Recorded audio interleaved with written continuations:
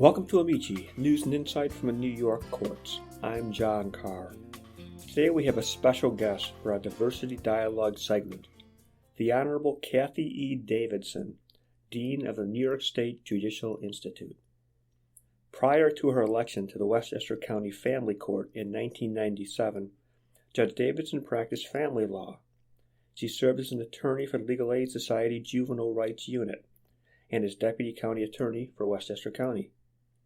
She has held a number of supervisory roles in the judicial system, including Supervising Judge of the Family Court for the 5 counties of the 9th Judicial District and Administrative Judge for the 9th JD, a position in which she was responsible for more than 1,000 employees and tasked with managing the day-to-day operations of courts in Dutchess, Orange, Putnam, Rockland, and Westchester counties. She was the first African-American woman appointed as supervising judge in the 9th Judicial District, the first woman to be appointed administrative judge in the 9th Judicial District, and the first African-American to be appointed administrative judge outside of New York City. In 2021, Judge Davidson was named Dean of the Judicial Institute, a judicial education and research institute based in White Plains. Judge, thank you for joining us. Let's start at the beginning. Always a good place to start. Where were you born? I was born in Washington, D.C. And what did your parents do? So my parents both are deceased, but my father was a doctor and a lawyer, and my mother was the ultimate public servant. She headed one of those, she was a director of an anti-poverty program in Port Chester, New York. She was director of the volunteers of North General Hospital on Madison Avenue in Harlem, New York. She was a head of volunteers, organizations, auxiliaries. So she was a true community leader and really believed in wanting to make a difference through service. Now, your father was a doctor and a lawyer? Correct. Yeah, he actually, my parents met on Howard University's campus while he was in medical school. So predominantly most of my life, he was a doctor, medical doctor, surgeon. Came to Harlem Hospital. Obviously, they were under the times when there was segregation. And then later in life, and this is kind of funny, I don't know if it's a good thing, especially saying this, but he had such a bad experiences with lawyers. He said, and my father was never afraid of school learning. He said, the money I'm paying lawyers, I could just send myself to law school. So I don't know if that's the reason, but he went on to really love the law for different reasons. So that's how it came about. And that was obviously later in life while I was in college. Let's back up. So what were the negative experiences you had with lawyers, or your family had with lawyers? I think with him, some of the things, I don't want to talk about my profession, but maybe a lawyer filing the case in the wrong court. I think he felt that he didn't, my father wasn't, and I think when you grew up at the time that my parents grew up, you always were in a way of fighting. And so I think maybe not aggressive enough. So I don't know if it was negative, but maybe the level of competency that he wanted was not there, That's fascinating. And your mother had a somewhat different trajectory, more of a human service, community activist role, right? Exactly. She really believed in my father was from North Carolina, Charlotte, and my mother is from New Orleans, Louisiana. And so she really, having lived both of them under pre-desegregation rules, she really felt that helping the community, those who were less fortunate, is really a way to advance all people of color forward. And she was very much committed and dedicated to education and educating young people. And the anti-poverty program was one of those huge programs under Lyndon Johnson, as you may remember. And so she worked many years ensuring and helping to get young people into schools. She had a great relationship with, I think it's Plattsburgh. And interestingly enough, forward thinking, when I first ran for office in 2003 for family court, I would meet people on the street and said, "Oh, your mother helped me when I was a young person, or helped and it was fascinating. I'll do anything for your campaign." So my mother and her political activism and volunteers really proved very well for me. Both of my family parents were very dedicated to the community and their local community. Yep. So it sounds like your parents were an enormous influence not only on your career path, but on your your whole view of life. Absolutely, absolutely. My father was very strict. He felt he was a little more along the lines of work hard, and my mother was too, and go to school, and this is the avenue out. And my mother balanced that because she said sometimes everyone doesn't have that type of support or family support. And she would always say, even growing up in Louisiana, though times were difficult, the family unit was so strong and powerful. So they believed that was how, if we help our community in whatever way, whatever profession you were in. So there was a profound, really, when you talk about role models, they were really the role models. And my aunts and uncles there, because most of them were in education. Almost everyone was in education. So it sounds like your role models were mainly family. Exactly. And then obviously in life, as you look, sure you see, the great jurists that we have. But I think in terms of my dedication and commitment to public service really started with them, watching them. It's something to see, this time we didn't have beepers and all. When that phone rang for my father to be on call, the whole house got up. It was one of those big black phones ringing, which is antiquated now.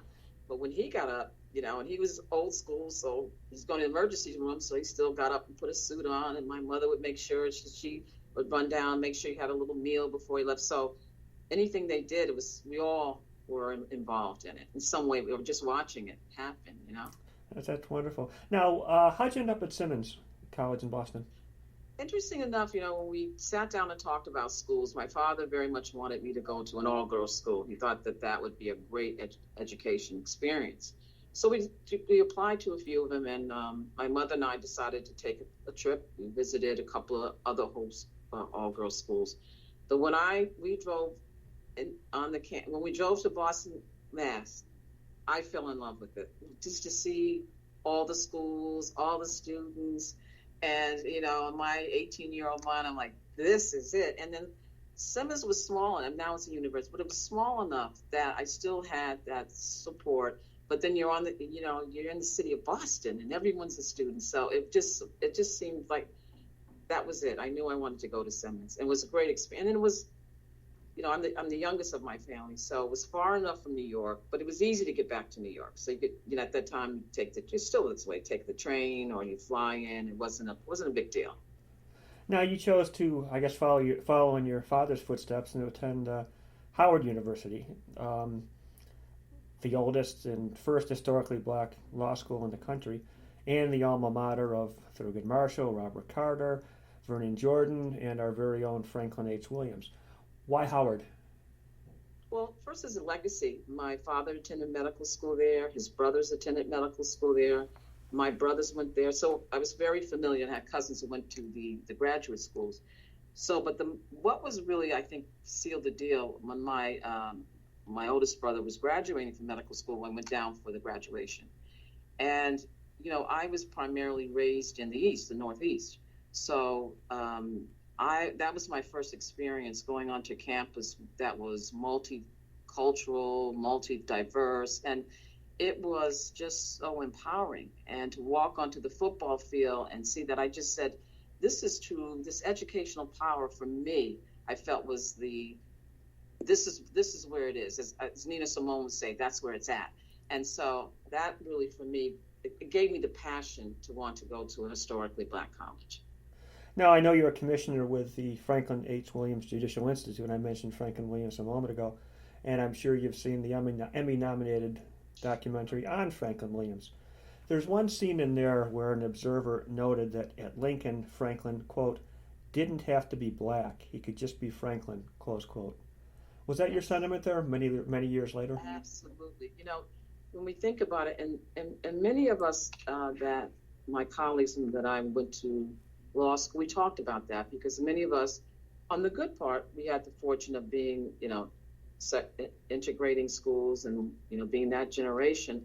But sometimes it was nice to have someone who had the same experiences that you had, that, not that there aren't issues of race, but just for that not to be, when you're a person, an African-American, you always wonder, is this person seeing me for me? Are they seeing, but that wasn't the issue. And so it was comfortable. Doesn't mean I didn't have challenges. It doesn't mean that law school didn't challenge me, But it was nice to be amongst peers who had faced the same struggles that you faced. Even though you may have come from a family that did a lot better than previous generations, you still had struggles. And to be able to have that affirmation and confirmation was huge. I imagine it was. Now, from the start, as both a practicing attorney and a judge, you gravitated to cases involving children and families, perhaps with some influence from your mother. And you serve on the Permanent Judicial Commission on Justice for Children. I'm starting to detect a pattern here, Judge. Yes, absolutely. I do have a passion for families and children. I can remember, I was so happy when I became part of the commission, was under when Judge K first started, that was a big passion for her. And I really feel that some of the ills and problems that we're facing in our society starts with our families, and we can begin to work and heal with our families. It makes a difference. And I also think myself being in that kind of work and doing that kind of work also helps inspire other generations. And so it's my pattern, it's my passion. And where would you be today if you did not have the family influences that you had? I don't know. I think that is critical to my to who I am today. I think it's even as I talk about the fact that going to historic Black college gave me the opportunity to be me, but also the fact that I did go to integrated schools. There's a book called Children of the Dream, and my generation were the first generation that benefited from integration, and it shows that we actually do much better than those who do not. And so the background of having both worlds has meant so much. So part of it, and I'll say this, when I first ran, and obviously at the time it wasn't as easy outside of the city to elect someone who looked like me. And many people said, oh, it's going to be hard for you to get people to vote for you who are not people of color. And by going to integrated schools, I was like, that's absolutely not true. Because I've made friends, and I know that there are people who are not people of color, not Black people, who look at Kathie for Kathie. So that experience of these two worlds helped me realize that doesn't mean everyone's going to love you. My mother used to say, remember, everyone's not going to love you, Kathie. But I know there are people of good heart and goodwill who see Kathie for Kathie. That's how beautifully put. Now let's turn to the JI, the Judicial Institute. First, what is it? Where is it? And why is it? Sure. So, good question. We're coming up on our 20 years in May 2023. As you know, this was a brainchild of Judge K, and the Judicial Institute sits on the campus of Pace Law School in White Plains, New York. And obviously, there was always been educational training for judges, but it was a vision of Judge K to really think about we should have a building dedicated specifically for judicial education. And that was the brainchild 20 years ago for the Judicial Institute. Not only would we do the nuts and bolts of judicial training, but also to be a think tank and to really start thinking, what are these nuances?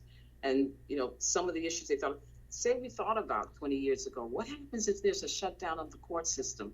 What would the court do?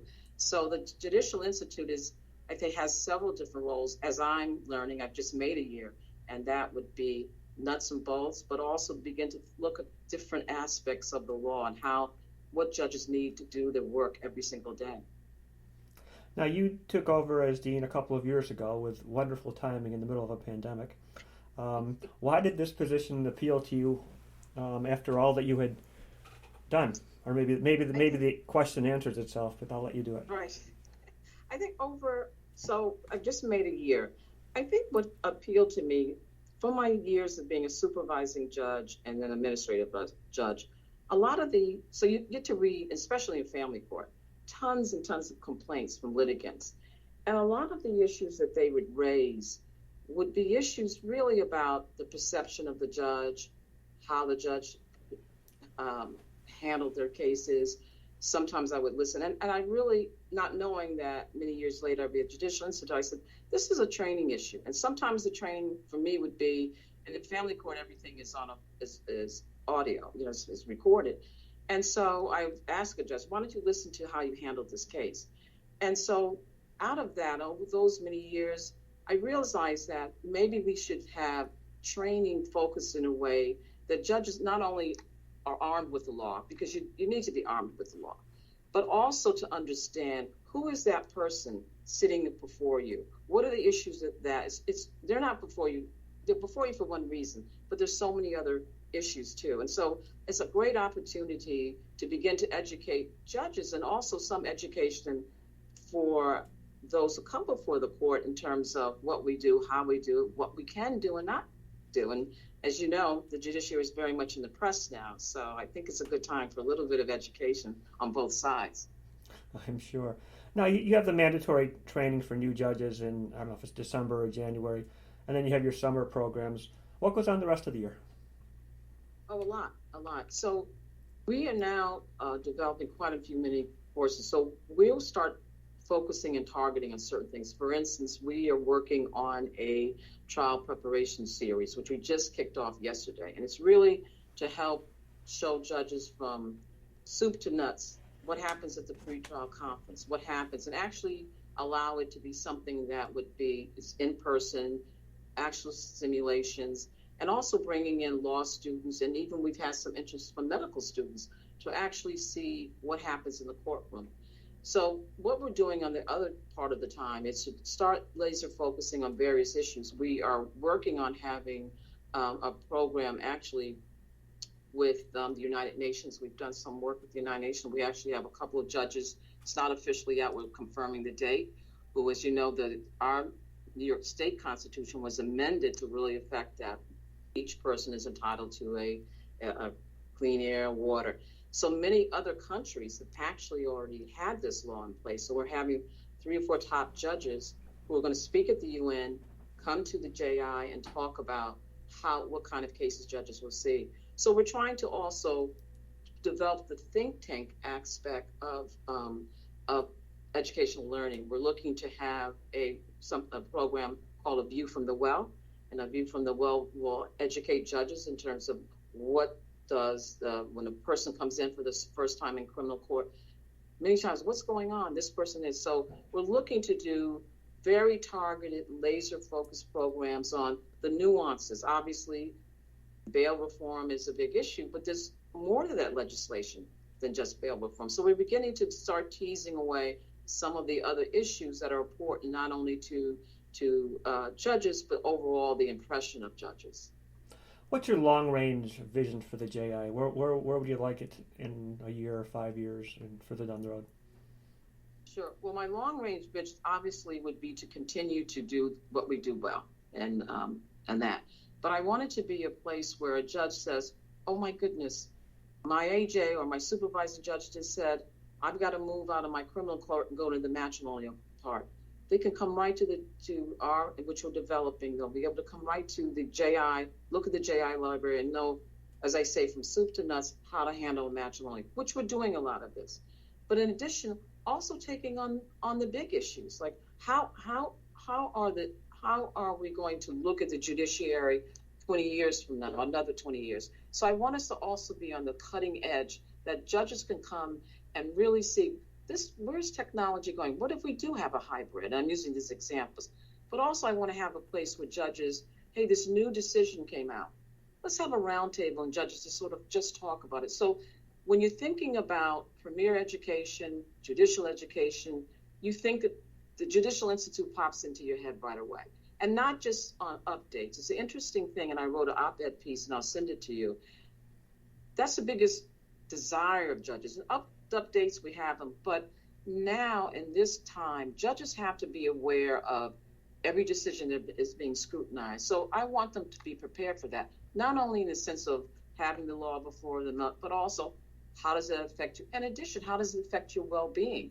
So I don't want to compartmentalize the life of a judge. I want to take the life of the judge from all aspects. How do you deal when you have a media issue, and also, what does that do to you internally? That's very effective. So my vision is to continue what we're doing well, but lift it up and lift it out. So I think in a nutshell, what you're saying is that the JI is cutting edge and must always be cutting edge. Absolutely. Absolutely. Judge, thanks so much for your insight and your time and for all that you've done for the people of the state of New York.